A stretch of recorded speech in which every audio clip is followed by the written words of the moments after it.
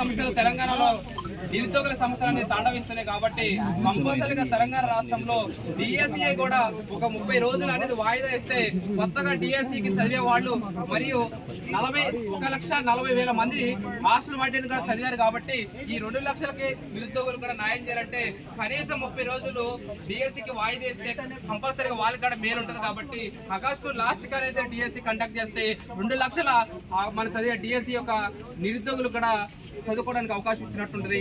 At same time group 2 group 3 పోస్టుల సంఖ్య అనేది తెలంగాణ రాష్ట్రంలో మొత్తం నిరుద్యోగులు కూడా కోరుకునేది ఒక లక్ష్యం ఏంటంటే గ్రూప్ 2 గ్రూప్ 3 సంఖ్య పోస్టులు పెంచి దాన్ని కంపల్సరీగా డిసెంబర్ కి వాయిదా ఇస్తే కంపల్సరీగా జరుగుతుంది.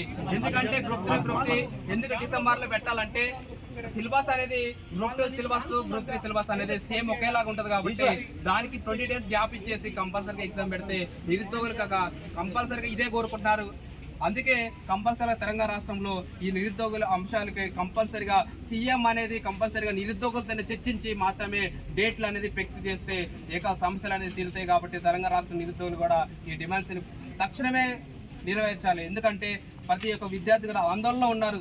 ఎవరు కూడా చదవడానికి అవకాశం ఎక్కువ చూపించలేదు. ఎందుకంటే గవర్నమెంట్ రేపన్న కంపల్సరీగా స్పందించి ఈ మా ప్రభుత్వం నిరుద్యోగులని ప్రభుత్వం సీఎం చెప్తుంది కాబట్టి ఈ ప్రభుత్వం కంపల్సరీగా మాపై సానుకూలంగా స్పందించి కంపల్సరీగా పోస్టుల సంఖ్య పెంచి వాయిదా ఇస్తారని నిరుద్యోగులు కూడా కోరుతున్నారు. కాబట్టి కంపల్సరీ ఇదే ప్రభుత్వం వార్నింగ్ అనుకోండి ఏమైనా అనుకోండి కంపల్సరీగా ఈ నిరుద్యోగులతో పెట్టుకున్న ప్రభుత్వం ఏ ప్రభుత్వం అక్కడ నిలకడాన్ని సాధించలేదు. కాబట్టి దయచేసి మా యొక్క డిమాండ్స్ అనేవి కోర్చాల్సిందిగా మీ తెలంగాణ రాష్ట్రంలో ఉన్న నిరుద్యోగుల తరపున కోరుతున్నాను. Thank you.